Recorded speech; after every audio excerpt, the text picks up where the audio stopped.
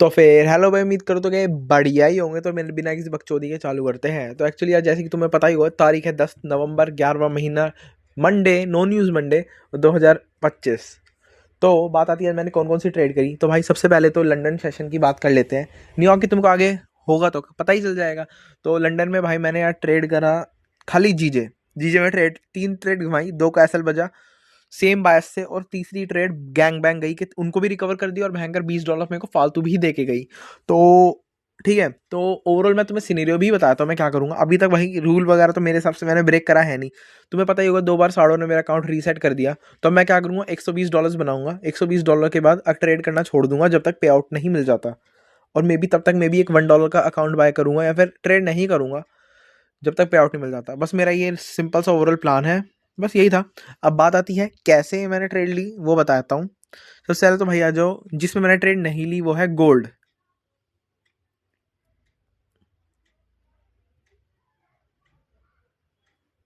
ठीक है, तो देखो गोल्ड में आई नो कि ट्रम्प का न्यूज़ आई थी कि बैंकर फ्री वो कैश देगा पब्लिक को।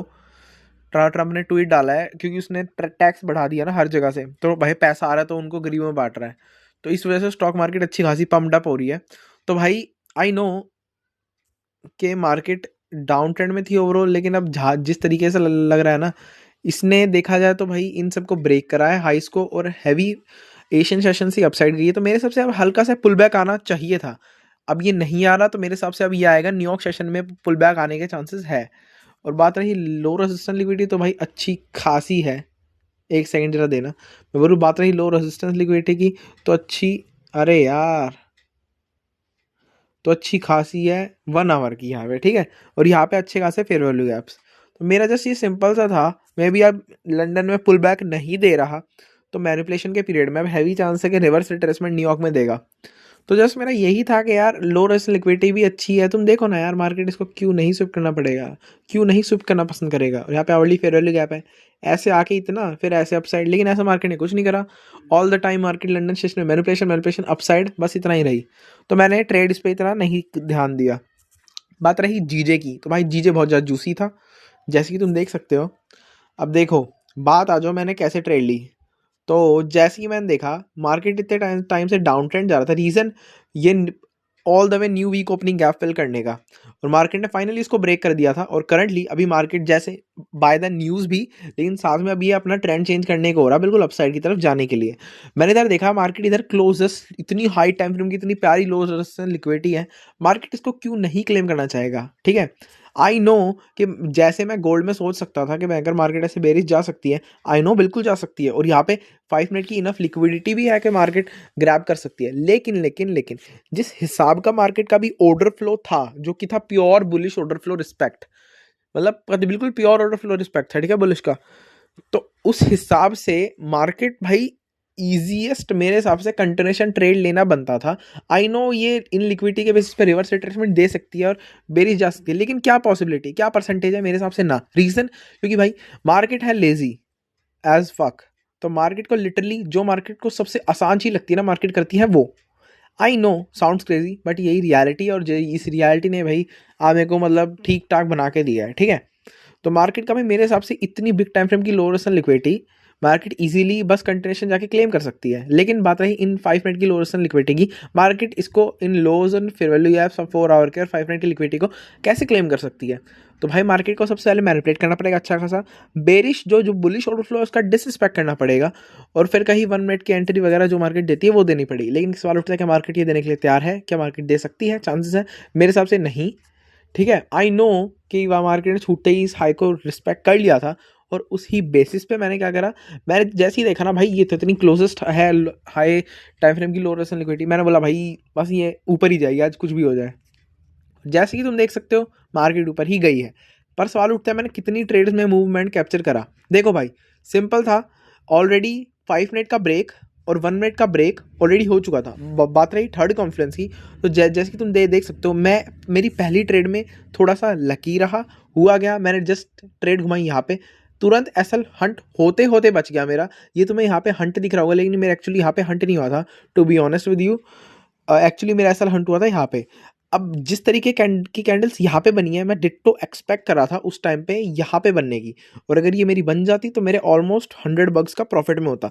लेकिन मैंने देखा भाई, मतलब इतना टाइम हो गया मुझे, मतलब 1 डेढ़ घंटा हो गया बैठे बैठे, और मेरा ना मार्केट अभी तक सीरियसली यहीं पे पहुंची। मेरे को हो गया कि भाई अब टीपी शिफ्ट करने का टाइम आ गया, तो मैंने सोचा कि अपनी पहली ट्रेड का टीपी मैं यहाँ पे बुक करूँगा। लेकिन जहाँ तक मुझे लग रहा था, इतनी सारी लोअर लिक्विडिटी मार्केट ने 1 मिनट की बना दी, प्लस में भाई 50-50 चांसेस थे कि भाई स्विफ्ट करे ना करे इनको, ठीक है। जहाँ तक मेरे हिसाब किताब है, मेरे को 100% लग रहा था, लेकिन मार्केट ने इनको स्विफ्ट करने के बाद मैंने देखा यार, अभी ये बेरिश आ रही है। अगर ये बेरिश आ रही होती तो स्टिल यहाँ पे ब्रेक वगैरह दे देता, और इसने दिया भी, 5 मिनट का ब्रेक दे भी दिया था, ठीक है। अब बात आती है मैंने क्या सिनेरियो अज्यूम करे थे। पहली बात तो इन लोअर्स एंड लिक्विडिटी के बेसिस पे ये जस्ट एक फेक आउट देके इनफ एट अपसाइड की तरफ जाती, जो मार्केट ने किया ही, या फिर यहाँ पे इनको स्विप करने के बाद 1 मिनट के ब्रेक किया, थर्ड कॉन्फ्लुएंस 1 मिनट का लेती, फिर गया पर बेरिश जाती, जो कि मुझे बहुत ज़्यादा कम लग रहा था, क्योंकि मार्केट स्टिल यार, अभी तुम देखा है, आई नो मेरा एसएल हंट कर लिया, bearish I, lowers and liquidity claim करी, बट मार्केट लिटरली अभी भी 1 मिनट 5 मिनट की बुलिश ऑर्डर फ्लो पे है, और ये एक रिवर्स रिट्रेसमेंट से ज़्यादा कुछ नहीं लग रहा। तो भाई मैं स्टिल अपसाइड के फेवर में था। साउंड क्रेजी बट मैं लिटरली था, और वो at the end paid of भी हुआ। ये मेरी विनिंग ट्रेड हटा दो, इससे पहले भी जस्ट 1 सेकंड पहले मैंने ट्रेड ली, और तुम देख सकते हो इंस्टेंटली मेरा यहाँ पे एसएल बच गया। लेकिन बात आती है, जैसे ही मैंने देखा भयंकर यहाँ पे ब्रेक आया है, जैसे ही मैंने देखा ब्रेक है, मैंने बिना कुछ सोचे समझे अगेन एक पोजीशन के लिए गया, और इस टाइम मैं दोबारा कॉन्फिडेंट था। मैं लिटरली यहाँ पे मैंने टीपी बुक करा, और ये मेरे $70 बैठते हैं। वैसे तो 50 का यहाँ बैठ गए थे, जिससे मेरा ये इन दोनों प्रीवियस ट्रेड्स का लॉस ही कवर हो जाता। लेकिन मैंने क्या करा, मैंने अपने प्रॉपर $70 भयंकर यहाँ पे बुक करने ज़्यादा सही समझे, क्योंकि यार फॉर दैट यार मैं कॉन्फिडेंट भी हूँ। पहली बात तो ऑलरेडी मार्केट भयंकर थे, बुलिश प्रेशर में भी है। जो भयंकर मेरी पहली ट्रेड में मार्केट को प्रेशर दिखाना था, वो इसने अभी दिखाया, तो भाई मैं लॉस में भी था, तो मैंने थोड़ा रिस्क उठाना ज़्यादा ठीक समझा। और इवेंचुअली मान लो अगर मैं थोड़े से फालतू भी पकड़ता, मान लो यहाँ पे भी, तो भाई $100 पे आ कहीं नहीं जाता, मैं लिटरली बता रहा हूँ। लेकिन जितना मैंने ये किस बार मैंने देखो ट्रेड किस हिसाब से था, जितना मैंने सोचा उस हिसाब से मतलब ठीक था, ठीक है। और ये जो उस टाइम पे मैं आज मेरे पास तो करंटली बिल्कुल प्रॉपर डिसिप्लिन में होके बैठा था, जस्ट मैं यही सोच रहा था कि आज मार्केट क्या कर सकती है। जैसे मैंने यहाँ के प्राइस एक्शन देखा, मैंने मतलब वॉल्यूम तो ठीक है, बट प्राइस एक्शन ट्रैश है। इसका मतलब स्टिल मेरा एसएल हंट होने की ज़्यादा चांस है। मतलब प्रॉपर ये फिब का टीपी था जो मैंने बुक नहीं करा, मैं क्योंकि पहला भी अपने पहली ट्रेड का यहाँ पे, और यहाँ पे मैं पार्शल लगाना चाह रहा था। लेकिन एट द एंड भयंकर मैं सेटिस्फाई हूँ अपने मूव से। मैं बोलूँ, ये मैं बताऊँ, पोटेंशियल ये कंटिन्यूशन ट्रेड था, प्रॉपरली ये कंटिन्यूशन ट्रेड था, प्योर ऑर्डर फ्लो के बेसिस पे। आई नो लिक्विडिटी स्विफ्ट था, बट जिस हिसाब से ऑर्डर फ्लो का डिसरिस्पेक्ट या रिस्पेक्ट होना चाहिए था, मेरे हिसाब से बुलिश का डिसरिस्पेक्ट, लेकिन वो नहीं हुआ। इस वजह से मैंने ट्रेंड के फ्लो में, अपनी बुलिश ऑर्डर फ्लो में, तुम जैसे कि देख सकते हो यार, पीआरसी कंटिन्यूशन ट्रेड लगाई, और एट द एंड ये सब पे ऑफ हुआ, ठीक है। बात रही भाई ओवरऑल की, मतलब क्या है हिसाब किताब, कितना प्रॉफिट वगैरह हुआ। तो जैसे कि तुम देख सकते हो फॉर द डे यार, मैं $20 के प्रॉफिट में, आई नो साउंड्स मतलब इतना बढ़िया नहीं लग रहा, लेकिन अगर मान लो मेरी ये और ये मैं नहीं लेता, और मेरी खाली इसी ट्रेड से मेरे को $70 का प्रॉफिट हो जाता, मतलब मेरी पहली ट्रेड में ही ये प्रॉपर मार्केट ऊपर चली जाती, तो क्या होता, यहाँ पे $100 दिखते हैं, ठीक है। लेकिन वो नहीं हुआ, और मेरी एक और ट्रेड इसका हसल हंट हुआ अगेन, फिर ये $70 वाली ट्रेड ने इसको और इसको पे ऑफ कर दिया, और प्लस में $20 में प्रॉफिट में भी हूँ। तो मैं इससे मैं पर्सनली कहना चाहता हूँ, मैं सेटिस्फाई हूँ, क्योंकि देखो एक तो मेरे बायस में मैं कॉन्फिडेंट था, वो मेरे पे ऑफ हो गए, मतलब सही भी हो गए, ठीक है।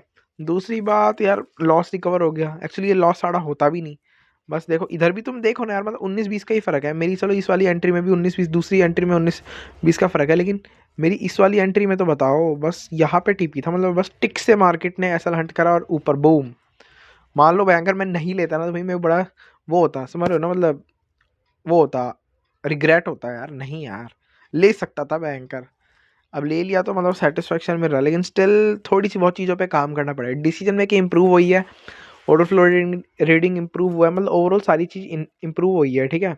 बस रिस्क मैनेजमेंट भी थोड़ा करना पड़ेगा, क्योंकि मैंने पता है पहली ट्रेड में सपोज टू जितना मैं रिस्क लेता हूँ उससे थोड़ा ज़्यादा ही लिया था, ठीक है। 15 से 20 का लेता हूँ, लेकिन $25 का थोड़ा सा मेरे को पर्सनली ज़्यादा लगा, तो थोड़ा उस पर वगैरह काम करना। इधर मैं बोलूँगा ओवरऑल ठीक ही था, मतलब बढ़िया था यार, बढ़िया था, ठीक है। तो ठीक है यार, लंदन का फिलहाल तो यही ख़त्म होता है। तो फिर भाई अब बात आती है कि मैंने न्यूयॉर्क सेशन में कौन कौन सी ट्रेड ली थी। तो सबसे पहले ओवरऑल सिनेरियो बता दूँ, बायस सॉलिड थे, लेकिन जिस तरीके की एग्जीक्यूशन प्लस टाइमिंग से मेरी ट्रेड का टीपी हिट होता, वो एग्जीक्यूशन प्लस टाइमिंग नहीं मिल पाई, ठीक है। और मैंने बस इंडेक्स में ट्रेड नहीं करी। इंडेक्स का लिटरली मैंने अगेन प्राइस एक्शन भी नहीं देखा। ऑल्सो बस प्राइस एक्शन अच्छा नहीं चल रहा था इंडेक्स, अगर तुम्हें पता ही होगा तो, ठीक है। तो ओवरऑल देखते हैं अब मैंने एक्चुअली ट्रेड ली कौन सी है। तो जहाँ तक कि तुमको पता होगा कि यार फंडामेंटल न्यूज़ थी ट्रम्प की, ठीक है। उसकी वजह से ऑलरेडी मार्केट बहुत ज़्यादा पंप अप कर रखी थी सुबह सुबह ही। तो जस्ट मैंने जैसे तुमको कहा था कि लंदन में क्या चांसेस है लिक्विडिटी शिफ्ट होने का, हैवी चांस है। ये जो 5 मिनट की लो रिसल लिक्विडिटी है, आवरली का फेयर वैल्यू गैप, आवरली का लो है, इनके हैवी चांस है लंदन में मैनिपुलेट होकर न्यूयॉर्क में बेरिश जाए, ठीक है। तो जस्ट मैं यही सोच रहा था कि गोल्ड में भी यही हैवी चांस है मिलने के। लेकिन बात करें गोल्ड की, तो डाउन साइड ये तो देखा है तो इतनी कुछ टारगेटेबल चीज़ें थी नहीं। आई नो कि यहाँ पे बहुत ज़्यादा लिक्विडिटी है, लेकिन एट द एंड मार्केट ने यार मतलब क्या ही मतलब वो करा ना। एट द एंड तुम देखो यहाँ पे लिक्विडिटी शिफ्ट कर ली, अब यहाँ पे भयंकर, यहाँ पे अपसाइड जा रही है लेकिन कोई कंट्रेशन का सेटअप नहीं है। अब यहाँ पे बेरिश जा रही है तो बस फ्लैट ही क्रैश मार गई। तो मैं इसलिए कह सकता हूँ मेरा गोल्ड पे इतना ज़्यादा ध्यान था भी नहीं। तो बात रही मैंने ट्रेड किस में करा, वो करा भाई GU में। तो भाई देखो हुआ क्या, तुम देख ही सकते हो। एक्चुअली बायस बहुत ज़्यादा सिंपल थे।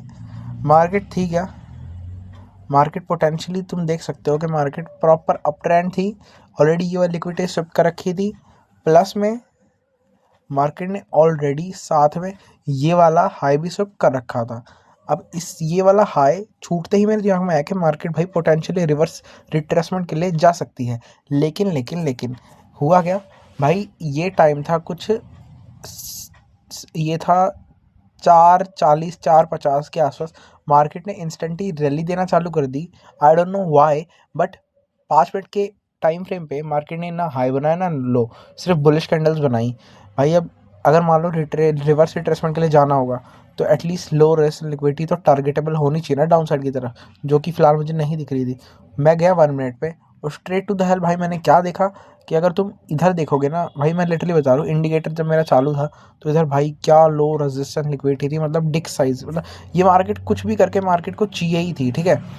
और आई नो भाई मार्केट अभी ऊपर भी जा सकती थी, लेकिन ऊपर यार मार्केट के लिए मेरे हिसाब से ईजिएस्ट प्ले भाई ये हल्का सा मैनिपुलेट करके ऑलरेडी, क्योंकि न्यूयॉर्क सेशन चालू होते ही मार्केट ने ऑलरेडी ये क्लेम कर लिया था, आई नो। बट कंट्रीशन में इसलिए नहीं गया, आई नो इधर 50 मिनट के भी वैल्यू गैप हो सकते हैं, मैं बिल्कुल इसके हिसाब से भी मार्केट अपसाइड जा सकती है। लेकिन जिस हिसाब का सिनेरियो लग रहा था भाई, हाईस कुछ ज़्यादा ऊपर थे और मेरे हिसाब से भाई ट्रेंड को कंटिन्यू करने के लिए भाई इसको बेरिश आना ही था। इस वजह से मैं थोड़ा बेरिश की साइड पे था, रिवर्स रिट्रेसमेंट की। अब बात आती है दिक्कत कहाँ पे आई, तुम जैसे कि देख सकते हो 1 मिनट का ब्रेक और 1 मिनट का third confluence as a fair value gap मेरे को मेरी पहली ट्रेड में मिल चुका था। और यहाँ पे अर्ली 5 मिनट का ब्रेक पे मैंने एंट्री ली, लेकिन एसएल हंट हो गया। फिर मैंने देखा यार ये तो भयंकर स्टिल बुलिश को रिस्पेक्ट करी है, मैंने फगड़ा, मैंने दोबारा मैंने इस बार बाइंग की ट्रेड लगाई जो कि मेरी बेकार थी।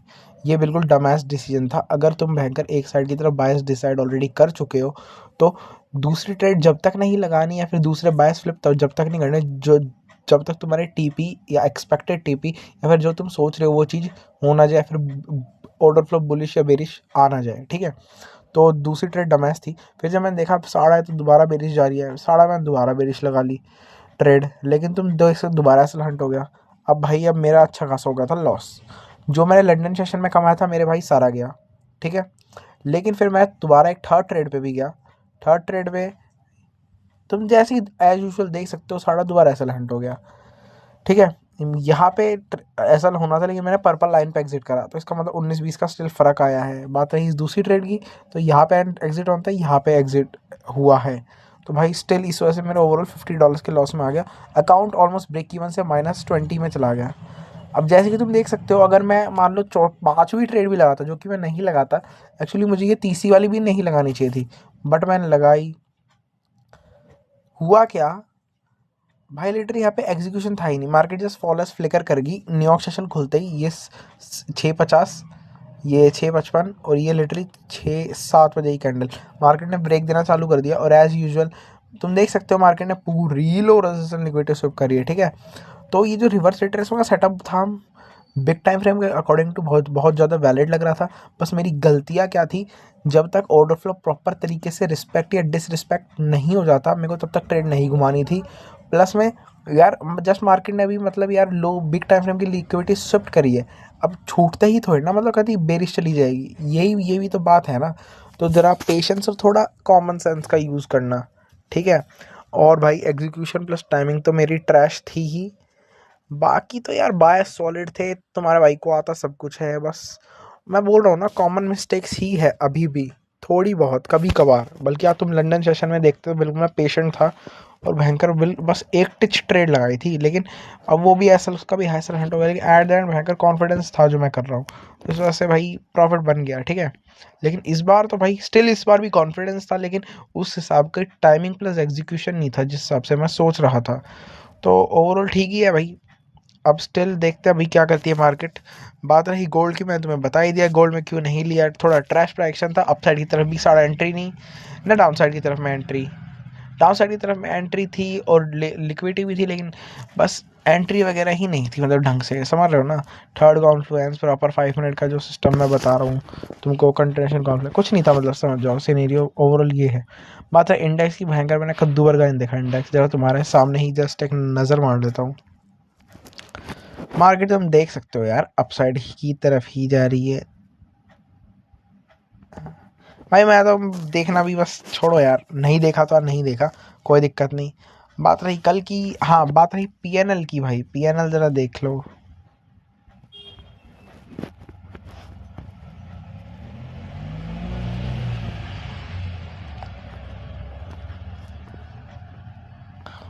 ये आ गया भाई मेरी, ये ट्रेडिंग बुक खुल गया, देखो मैं -$50 के लॉस में हूँ, कोई दिक्कत नहीं यार, वी बिन देयर, भयंकर दोबारा रिकवर करेंगे।